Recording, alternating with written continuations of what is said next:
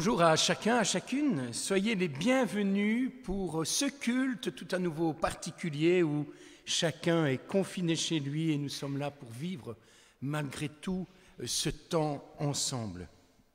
Notre Dieu est le Dieu de la vie. Il est celui qui a donné la vie à ce monde alors que notre terre n'était que informe et vide.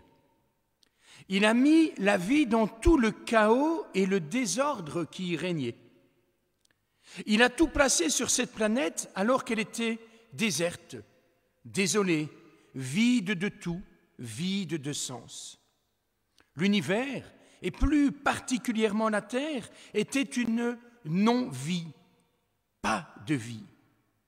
Mais Dieu a placé le soleil, la lune et les étoiles dans le ciel, au milieu des ténèbres. Il a donné la vie par la nature sur cette planète.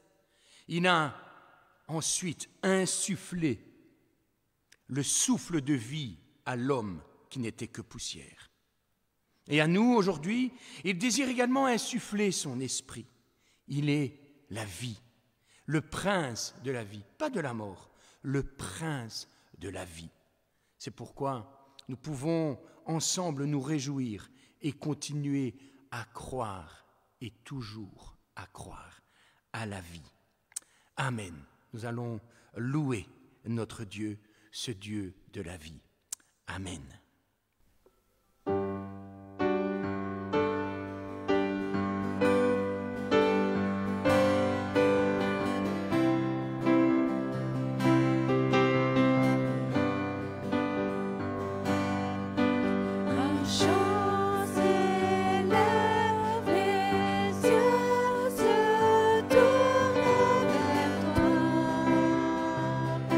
Tourne vers toi.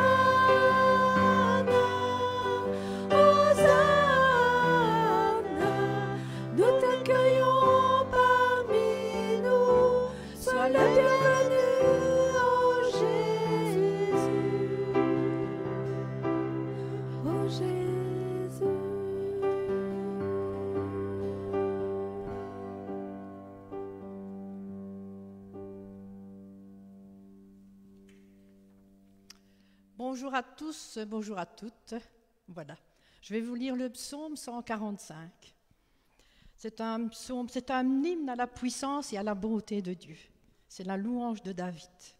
Je proclamerai ta grandeur, mon Dieu, moi mon roi. Je bénirai ton nom pour toujours et à perpétuité. Chaque jour, je te bénirai et je célébrerai ton nom pour toujours et à perpétuité. L'Éternel est grand et digne de recevoir toute louange. Sa grandeur est insondable, elle est infinie. Que chaque génération célèbre les œuvres et proclame ton extraordinaire façon d'agir. Je dirai la splendeur glorieuse de ta majesté. Je chanterai des merveilles. On parlera de ta puissance redoutable. Je raconterai ta grandeur. On proclamera le souvenir de ton immense bonté. On célébrera ta justice. Oh Seigneur, que tu es grand. L'Éternel fait grâce, il est rempli de compassion, il est lent à la colère, il est plein de bonté. L'Éternel est bon envers tous, sa compassion s'étend à toutes ses œuvres. Le psaume 86 nous le dit aussi, verset 5. Tu es bon, Seigneur, tu pardonnes, tu es plein d'amour pour tous ceux qui font appel à toi. Oh Jésus. Toutes tes œuvres te loueront, l'Éternel, et tes fidèles te béniront. Ils diront de la gloire de ton règne, ils proclameront ta puissance pour faire connaître aux hommes la puissance et la splendeur glorieuse de ton règne. Ton règne est un règne éternel et ta domination subsiste dans toutes les générations. L'Éternel soutient tous ceux qui tombent. Il redresse tous ceux qui sont courbés. Tous regardent avec espoir vers toi et tu leur donnes la nourriture au moment favorable, au moment voulu. Tu ouvres ta main et tu combles de bien tout ce qui vit. Et nous sommes tout ce qui vit. L'Éternel est juste dans toutes ses voies et bon dans toutes ses œuvres. L'Éternel est près de ceux qui font appel à lui, de ceux qui font appel à lui avec sincérité. Il accomplit les désirs de ceux qui le craignent. Il entend leurs cris et il les sauve. L'Éternel garde tous ceux qui l'aiment et il s'occupe de tous les méchants. Que ma bouche dise la louange de l'Éternel, que toute créature bénisse son saint nom pour toujours et à perpétuité. Oui, ce jour est un jour particulier pour louer notre Dieu, pour lui apporter notre reconnaissance, parce que oui, toute langue et grandeur est insondable, ton amour est infini, Seigneur, et nous pouvons le voir au travers des expériences de notre vie. Dieu ne nous lâche pas, Dieu ne nous lâche pas, il nous le dit. L'Éternel fait grâce, il est plein de compassion, il est lent à la colère et plein de bonté. Seigneur, merci. Il soutient tous ceux qui tombent et redresse tous ceux qui sont courbés. Quelle que soit, Seigneur, la situation que l'on passe, mais qu'il est bon, Seigneur, de se confier en toi. La louange du Seigneur siège, Seigneur, à ton trône. Que vraiment, Seigneur, même dans ces moments difficiles, nous puissions louer son saint nom. Parce que n'oublions pas que la louange fait fuir aussi l'ennemi. La louange nous redonne un souffle nouveau. Oh Seigneur, merci. Parce que par le chant, Seigneur, nous pouvons aussi remporter des victoires. Merci. Il redonne courage et il prête l'oreille à nos requêtes. Oh Seigneur, sois loué ce matin, parce que vraiment, Seigneur, c'est un effet de ta grâce que nous sommes présents. Alors nous proclamons par nos chants ce matin et nous faisons monter des cris de joie vers son trône de gloire et que tous ensemble nous puissions vraiment faire monter notre reconnaissance au trône de gloire de notre Dieu. Amen.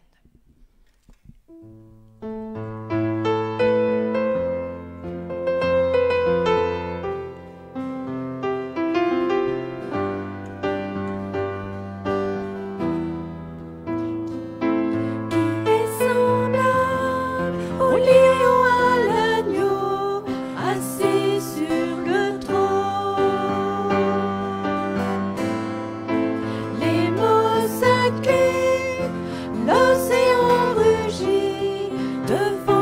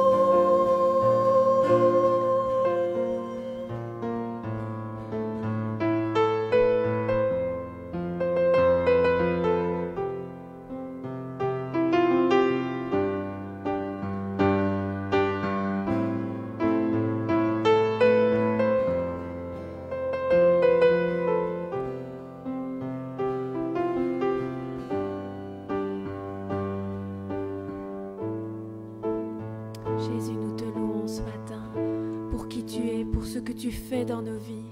Oui, tu es un grand Dieu et pourtant si proche de nous. Nous te louons ce matin pour tout ce que tu es, tout ce que tu nous apportes dans nos vies. Seigneur, merci. Merci d'être là dans ces périodes particulières que nous vivons. Merci. Ta présence ne fait pas défaut. Ta fidélité ne fait pas défaut. Nous te louons ce matin. Amen.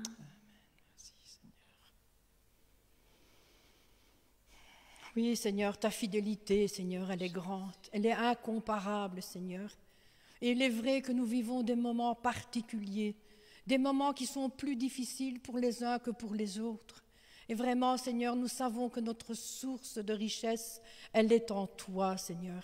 Si nos regards sont fixés sur toi, Seigneur, tu ne manques pas de nous inonder de ta présence, de déverser tes fleuves, Seigneur, d'eau vive dans nos cœurs. Merci, Seigneur, parce que oui, Seigneur, tu es celui qui est, tu es celui qui ne change pas, tu vis éternellement et vraiment, il n'y a aucune ombre de variation, Seigneur, en toi. Reçois vraiment la louange, la reconnaissance, Père, et l'adoration qu'il t'est due, dans le bon nom de Jésus. Amen.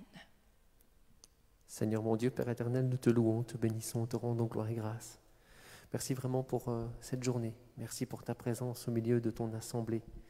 Ta parole est la vérité et ta parole dit que là où 2 ou 3 sont assemblés en ton nom, tu es au milieu d'eux.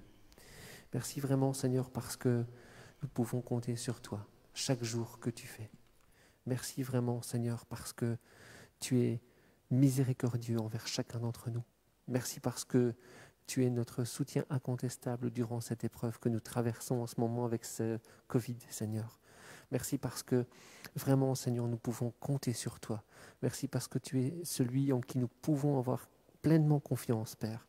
Merci pour ce rocher que tu es pour moi dans ma vie. Merci simplement pour qui tu es, Seigneur, au nom de Jésus. Amen. Amen.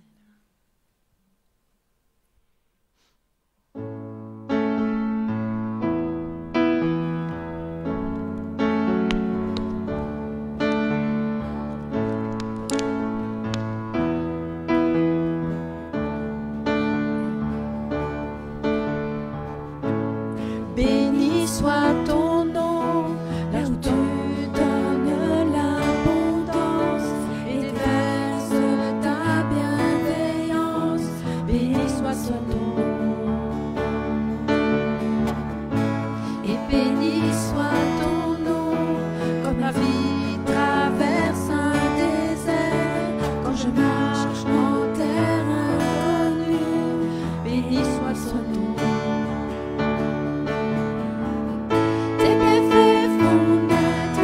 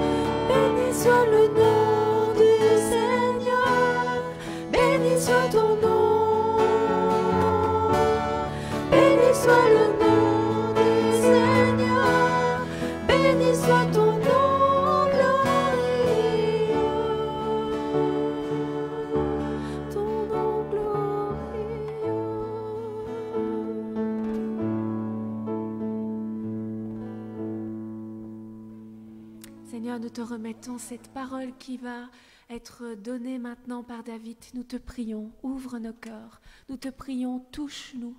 Nous te prions, parle-nous. Seigneur, nous sommes prêts à t'écouter ce matin.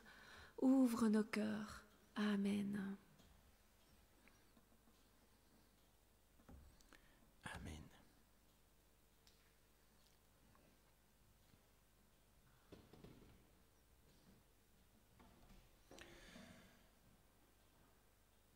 Dans la tradition réformée, chaque dimanche, lors du culte, 3 lectures bibliques sont faites avant la prédication. Un texte de l'Ancien Testament, un texte d'une des épîtres et enfin un passage d'un des évangiles. En règle générale, ceux-ci sont imposés et on repère rarement une logique entre eux. C'est même, au contraire, souvent un casse-tête pour les utiliser tous les 3 dans les 12 minutes de prédication réglementaire selon le timing bien arrêté. Aujourd'hui, et une fois n'est pas coutume, nous lirons aussi 3 textes, pas imposés, non, au contraire, avec une cohérence entre chacun d'entre eux. Et donc je vous inviterai simplement à vous mettre à l'écoute de la parole de Dieu. L'avantage aussi, c'est peut-être que certains n'ont pas eu le temps de lire la Bible cette semaine. Eh bien voilà, vous aurez rattrapé au travers de ces 422 versets toute la lecture de la semaine. Non. Première lecture, nous la ferons dans le livre du prophète Ézéchiel, au chapitre 37, à partir du verset 1.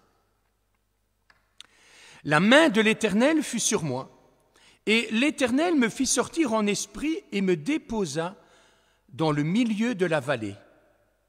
Celle-ci était remplie d'ossements. Il me fit passer auprès d'eux tout autour. Or, ils étaient très nombreux à la surface de la vallée et très secs. Il me dit, « Fils d'homme, ces os pourront-ils revivre ?»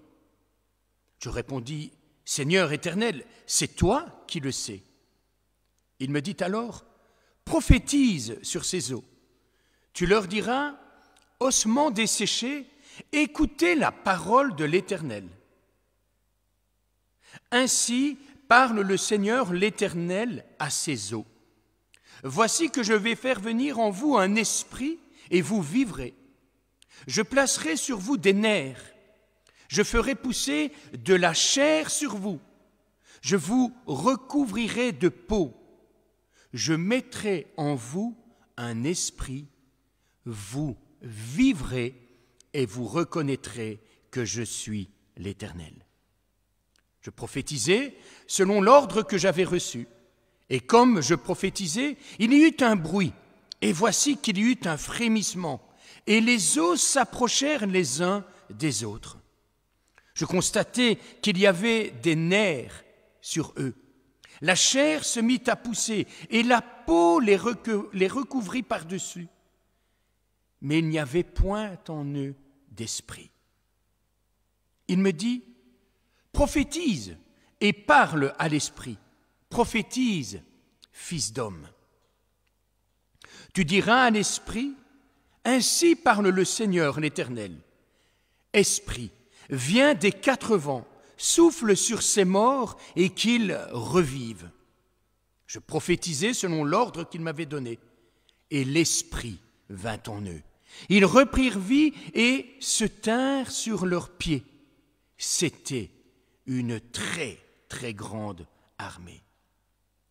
Il me dit, fils d'homme, ces ossements, c'est toute la maison d'Israël. Voici qu'ils disent, nos os sont desséchés, notre espérance est évanouie, nous sommes perdus. Eh bien, prophétise, tu leur diras, ainsi parle le Seigneur l'Éternel. Voici que j'ouvre vos tombes, je vous fais remonter de vos tombes, ô mon peuple, et je vous fais revenir sur le territoire d'Israël.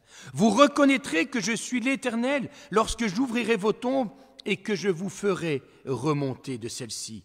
ô mon peuple, je mettrai mon esprit en vous, et vous vivrez. Je vous rétablirai sur votre territoire, et vous reconnaîtrez que moi, l'Éternel, j'ai parlé et agi. Oracle de l'Éternel. La deuxième lecture se fera dans la deuxième épître de Paul aux Corinthiens, au chapitre 2, les versets 14 à 16. Loué soit Dieu, car il nous entraîne sans cesse dans le cortège de victoire du Christ. Par nous, il fait connaître le Christ en tout lieu, comme un parfum dont l'odeur se répand partout. Nous sommes en effet comme un parfum à l'odeur agréable offert par le Christ à Dieu. Nous le sommes pour ceux qui sont sur la voie du salut et pour ceux qui se perdent. Pour les uns, c'est une odeur de mort qui mène à la mort. Pour les autres, c'est une odeur de vie qui mène à la vie. Et enfin, lecture dans l'Évangile de Luc, au chapitre 7, les versets 11 à 17. Le lendemain, Jésus se rendit dans une ville appelée Naïn. Ses disciples et une grande foule l'accompagnaient. Comme il arrivait à la porte de la ville, il rencontra un convoi funèbre. On enterrait le fils unique d'une veuve. Beaucoup d'habitants de la ville suivaient le cortège. Le Seigneur vit la veuve et il fut pris de pitié pour elle. Il lui dit « Ne pleure pas ». Puis il s'approcha de la civière et posa sa main sur elle. Les porteurs s'arrêtèrent. « Jeune homme, dit-il, je te l'ordonne, lève-toi. » Le mort se redressa, s'assit et se mit à parler. Jésus le rendit à sa mère. Saisis d'une profonde crainte, tous louaient Dieu et disaient « Un grand prophète est parmi nous ». Et ils ajoutaient « Dieu a visité son peuple. Dieu est venu prendre soin de son peuple. » Le récit de cet événement se répandit dans toute la Judée et dans les régions environnantes. Amen. Fin des lectures bibliques. Trois textes dans lesquels il est question de mort et surtout de vie. Là où régnait la mort, la non-vie et tout ce qui la caractérise, on y voit à chaque fois le Seigneur intervenir, agir et rendre la vie. Dans le premier texte que nous avons lu, celui de la vision d'Ézéchiel, on est comme sur un champ de bataille où jonchent des morts, des ossements desséchés. C'est une comparaison évidemment très forte avec le peuple juif qui, à l'époque, était en exil. Il avait perdu ses terres, sa dignité, sa vocation. Il n'était plus ce qu'il aurait dû être. Il n'accomplissait plus ce qu'il devait accomplir. Il était mort. Mais ce message d'Ézéchiel est un message d'espoir. La parole de Dieu s'est fait entendre pour promettre l'intervention du Dieu Tout-Puissant. Ce qui était mort retrouvera la vie. Ce qui était sec, desséché, immobilisé, paralysé, retrouvera toute sa vigueur. Ce qui n'était que désolation, découragement, sera restauré. Ce qui était abandonné, ceux qui étaient seuls, auront un roi, un Messie qui relèvera le peuple et qui se lèvera une armée. Ce qui semblait perdu sera retrouvé. Et nous voyons là cette profonde œuvre de transformation opérée par le souffle de Dieu, le Saint-Esprit.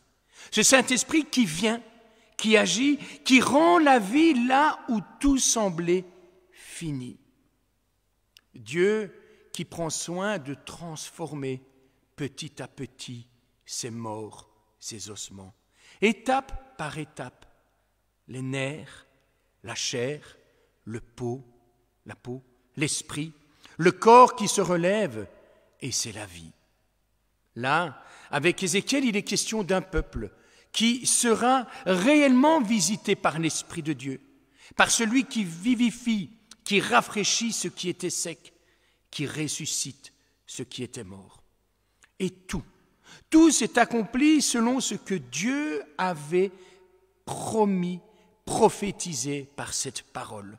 Dieu a visité son peuple, il l'a libéré de l'exil et lui a rendu cette terre, sa dignité, sa vocation. Le peuple quittera cette terre d'exil, de mort, et en un long cortège, un très long cortège d'affranchis, reviendra vivre là où la bénédiction de Dieu est. Le texte de l'Évangile, lui, nous révèle que c'est Jésus, notre Seigneur, Dieu fait homme, qui vient lui aussi visiter son peuple.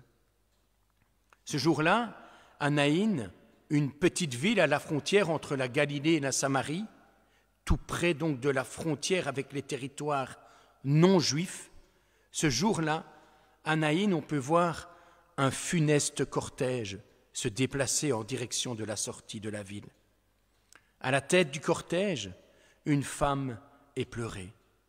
Elle vient de perdre son fils, son unique, elle qui était déjà veuve. La tristesse de cette femme est augmentée d'une crainte pour l'avenir, puisque c'est bien la descendance qui devait assurer ses vieux jours. C'est comme ça que cela se passait à l'époque. Avec elle, une foule, ses parents, des amis, des voisins, des inconnus, tous plongés dans la même tristesse, solidaires du désarroi de cette femme. Le cortège, on peut l'imaginer, avance lentement pour bien marquer son caractère funèbre. La tristesse, le désespoir, la peur du lendemain, le sentiment d'injustice, l'incompréhension prévalent dans le cortège. Et il se dirige vers la sortie de la ville, là où l'on enterre les morts. Et puis, un peu plus loin, il y a un autre cortège, en dehors de la ville de Naïn. Un cortège qui, lui, se dirige vers Naïn. Une foule nombreuse, des hommes, des femmes, des enfants. Une foule bruyante, joyeuse, intriguée, marche à la suite de Jésus de Nazareth, qui vient juste de guérir le fils d'un centurion romain. À cette occasion, Jésus avait prononcé des paroles étonnantes, à la frontière de l'admissible du point de vue de la foi, aux limites de ce que les gens autour de lui pouvaient comprendre. Il avait dit que le centurion romain avait plus de foi que beaucoup d'Israélites. C'est donc l'étonnement, l'admiration, la confiance, mais aussi le mystère, la curiosité, peut-être même la méfiance qui priment dans ce deuxième cortège. Jésus marche devant comme s'il y avait un chemin qu'il devait suivre. Il s'apprête à entrer dans la ville de Naïn lorsqu'aux portes de la ville, les deux cortèges, l'un triste, sombre, funeste, sans espoir, unanime dans ses sentiments, l'autre bruyant, diversifié, enthousiaste et aux sentiments mélangés se rencontrent. Et comme cela pourrait se passer encore aujourd'hui dans de telles circonstances, c'est la tristesse et l'émotion qui l'emportent sur l'enthousiasme. Les deux personnages centraux des deux cortèges, la femme d'un côté, Jésus de l'autre, se trouvent face à face. Jésus est ému et il dira deux choses. À la femme, ne pleure pas, et puis il touche le cercueil, tout le monde s'arrête, et il dira à l'enfant, lève-toi. À ce moment du récit, on est sur le fil, comme posé à un endroit où se croisent de multiples frontières. Il y a déjà la frontière géographique entre la Galilée et la Samarie, mais là, aux portes de la ville, on est à la frontière entre la ville et la campagne, une frontière extrêmement importante socialement, car c'est là, aux portes de la ville, que se déroulent traditionnellement certains actes sociaux et juridiques importants. C'est là qu'on exclut les malades contagieux, les lépreux. C'est là qu'on règle en public des différends. C'est là que se résolvent des questions liées au droit du remariage d'une veuve. Là que sont accueillis les étrangers. Là que se situe la limite entre les vivants et les morts, entre les citoyens et les exclus. On est là à la frontière entre la vie sociale et la mort sociale, comme cette mère qui sait très bien que son avenir est totalement incertain, qui n'a plus aucune sécurité. Elle est sur cette frontière, à la limite de la mort sociale. Mais Jésus est aussi à la frontière de ce que l'on peut dire et faire. Dire à une femme en désespoir « ne pleure pas » et dire devant tout le monde à un enfant mort « lève-toi », c'est la limite ou même au-delà de ce que l'on est capable d'entendre dans de telles circonstances. Mais Jésus est encore à la frontière de l'illégal, à l'encontre de tout tabou, de toute loi d'exclusion, parce qu'en touchant le cercueil, il fait ce que tout juif s'abstiendrait résolument de faire, toucher un mort. C'est considéré comme une impureté. Et Jésus franchit la frontière de l'impureté.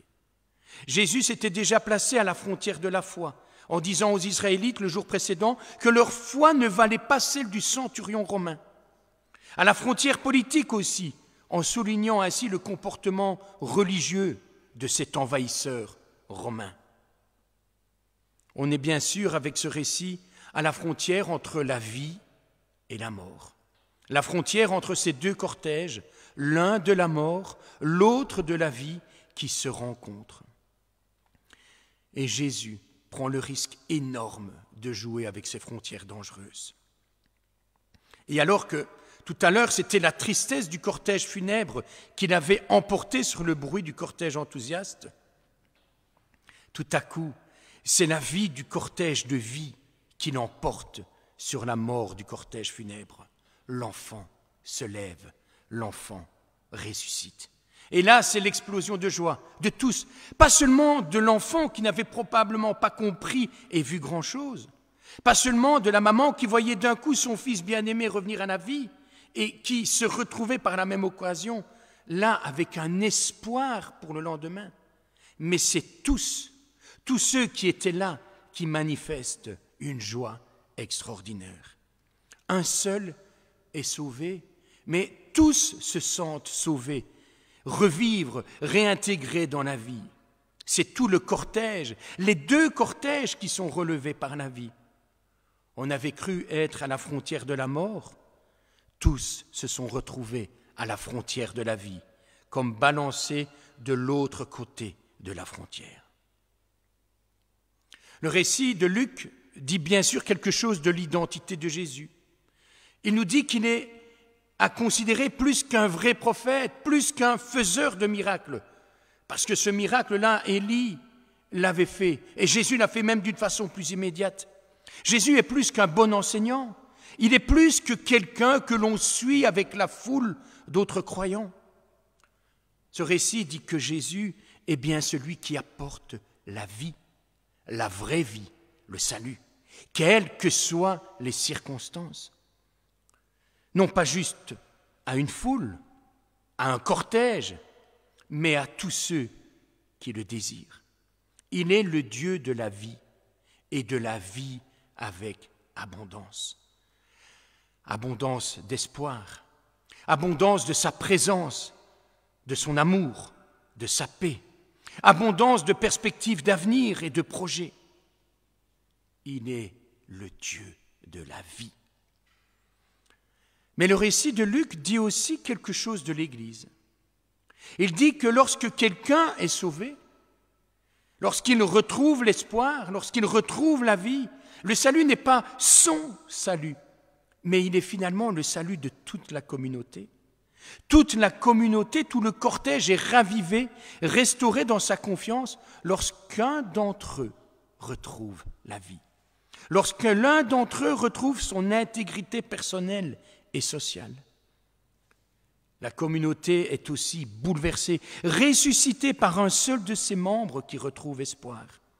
La communauté est boostée lorsqu'un seul rencontre Jésus alors qu'il était sur un chemin de mort. Mais le récit dit aussi une certaine difficulté liée à l'Église. Il dit que suivre Jésus, c'est faire partie de ce cortège enthousiaste, bruyant, mais un cortège qui va devoir prendre des risques énormes avec les frontières. Suivre Jésus, c'est considérer que le salut des autres, leur espoir, leur intégration sociale, leur vie représente un enjeu qui mérite la prise de certains risques. Et c'est ce que nous rappelle ce troisième texte. Il est question là aussi d'un cortège dans l'Épître aux Corinthiens. Un cortège à la suite du roi victorieux, Jésus-Christ le vivant. À sa suite, un cortège qui répand son parfum, une odeur de mort ou de vie. Un cortège triomphal qui fait allusion à la cérémonie romaine du triomphe, lorsqu'un empereur, un César, rentrait. Les vaincus, condamnés, marchaient derrière le char du général vainqueur. Et puis, ceux qui répandent le parfum, l'encens, qui avait une odeur de mort pour les vaincus, prisonniers, captifs et bientôt exécutés. Mais en même temps, qui dégageaient une odeur de vie pour ceux qui allaient être libérés, ceux qui, volontairement, s'étaient tournés vers le vainqueur et à qui la liberté, la vie était promise. L'odeur de ce parfum, c'est comme l'odeur de l'Évangile. Pour certains qui le refusent, c'est une odeur qu'ils ne supportent pas. Pour ceux qui ont accepté la victoire de Jésus-Christ, c'est une odeur de vraie liberté, de vie éternelle dès ici-bas. Suivre Jésus, c'est donc avoir le courage de dépasser les frontières que nous nous sommes construites. La question est donc de savoir si nous faisons partie du cortège enthousiaste, heureux qui suit Jésus, ou si nous faisons partie du triste cortège sans espoir qui marche vers des frontières funestes. La question, évidemment, se pose à chacun, individuellement. Mais je crois que l'on peut se la poser aussi de façon communautaire aujourd'hui. Notre Église est-elle en train de suivre de façon imparfaite mais joyeuse Jésus-Christ? Ou est-elle en train de se morfondre, de se plaindre de ce qu'elle a perdu, de ce qu'elle ne retrouvera plus, de ce que les choses ne sont plus comme avant, de ce que l'avenir paraît sombre et sans espoir? Sommes-nous toujours dans le cortège de la vie, de l'espoir, de la victoire, ou sommes-nous rentrés dans celui de la mort, du désespoir et de la défaite? Je n'ai pas la réponse. Chacun d'entre nous l'avons. Mais si nous sommes dans le cortège de vie, enthousiaste et quelque peu bruyant, à la suite du Christ, il nous faudra alors franchir quelques frontières. Oser aller à la rencontre des personnes tristes et oser leur proposer la joie de Jésus. Oser aller à la rencontre de celui qui a traversé le deuil plutôt que de détourner le regard sans savoir quoi dire.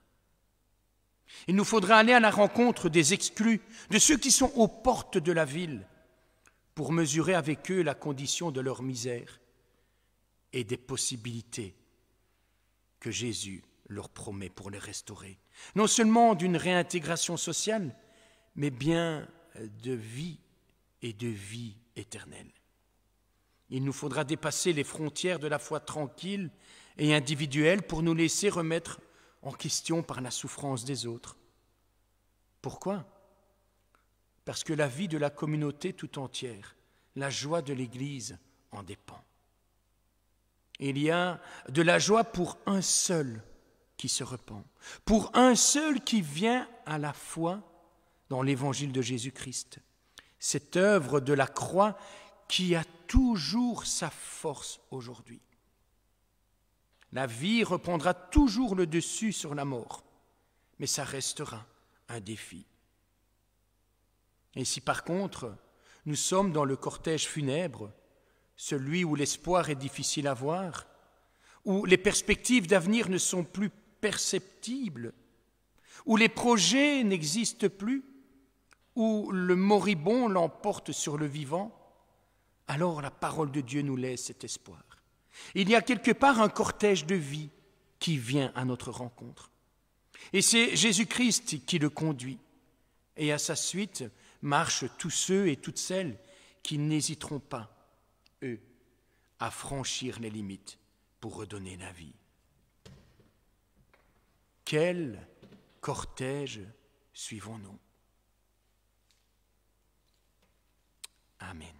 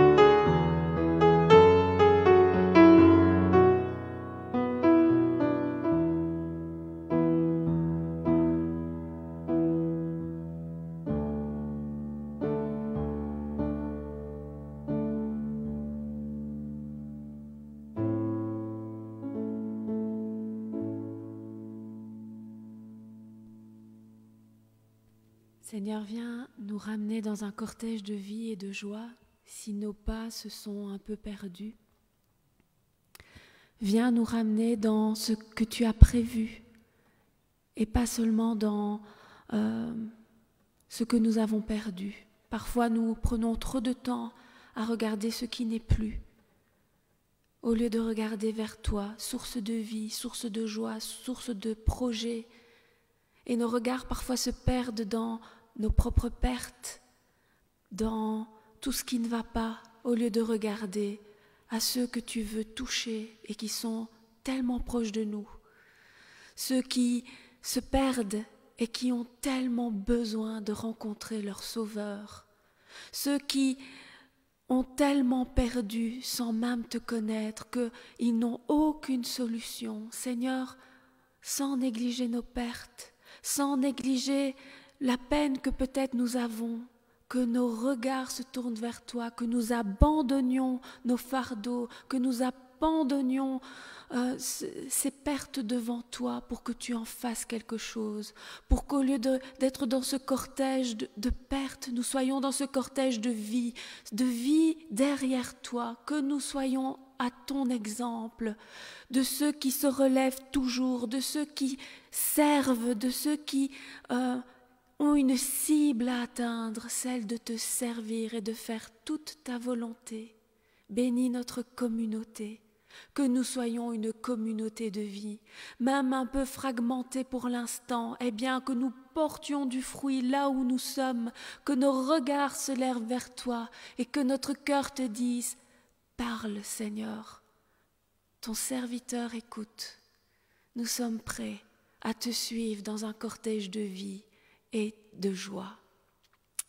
Parle à nos cœurs, montre-nous, parle-nous et touche-nous. Amen.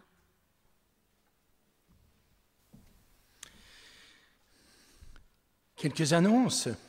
Ce jeudi, nous nous retrouverons pour l'étude biblique, mais via Zoom, donc chacun derrière son téléphone ou son ordinateur, jeudi à 19h. Et je vous inviterai à lire le chapitre 4 qui nous conduira en Samarie, près d'un puits, là où Jésus va rencontrer quelqu'un que nous découvrirons ensemble. Donc jeudi, 19h, Zoom, pour l'étude biblique, suivi d'un temps de prière pour les besoins. Donc n'hésitez pas à nous rejoindre, quelle que soit l'heure, vous êtes les bienvenus à vous joindre à cette étude biblique. Merci à ceux et à celles qui ont préparé de belles boîtes à chaussures, mais n'hésitez pas, il y a encore cette semaine la possibilité de venir avec une boîte à chaussures ou bien avec des articles, des objets que vous voulez apporter. Donc merci de les amener soit ici, de m'avertir, ou de prendre contact avec Béatrice.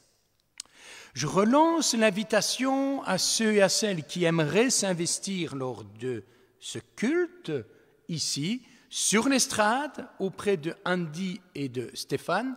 Andy, est-ce que tu as eu des appels? Stéphane, est-ce que tu as eu des appels? Voilà.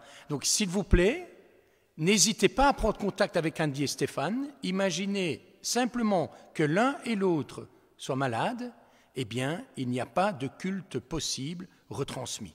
Donc, merci à ceux et à celles qui oseront franchir la barrière, le portail de l'Église, pour venir ici. Comme vous le voyez, les mesures de sécurité sont respectées, toutes les règles sanitaires sont prises. Stéphane a un beau masque, voilà. Andy aussi, même s'il est mis en nœud de papillon, il est beau. Donc, s'il vous plaît, n'hésitez pas à nous contacter, à contacter Flo qui gérera ça si vous voulez faire la lecture d'un psaume comme Janine l'a fait, prier pour l'intercession, faire les annonces. Voilà, quelle que soit l'implication, vous êtes plus que les bienvenus. Merci. Et dernière annonce, l'offrande. Merci à ceux et à celles qui continuent à pourvoir pour l'avancement du royaume au travers de notre Église. Les charges ne diminuent pas, mais donc merci à ceux et à celles qui ont pris soin de continuer à offrir ce qu'ils avaient résolu dans leur cœur. Je pense que c'est bon au niveau des annonces. On se retrouvera donc dimanche prochain et je vous inviterai à rester assis là où vous êtes pour recevoir la bénédiction de notre Dieu. L'amour de Dieu a été manifesté envers nous en ce que Dieu a envoyé son Fils unique dans le monde afin que nous vivions par lui. Et cet amour consiste non point en ce que nous avons aimé Dieu, mais en ce qu'il nous a aimés et a envoyé son Fils comme victime pour nous offrir la vie par sa mort, par amour pour chacun de nous. Bien-aimés, si Dieu nous a ainsi aimés, nous devons aussi nous aimer les uns les autres. Que sa grâce, que sa vie, que sa puissance soit avec chacun d'entre nous. Amen.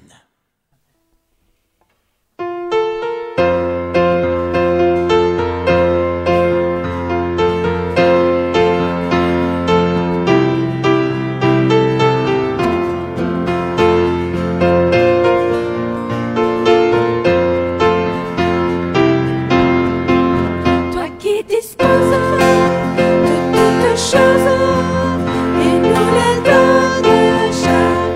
jour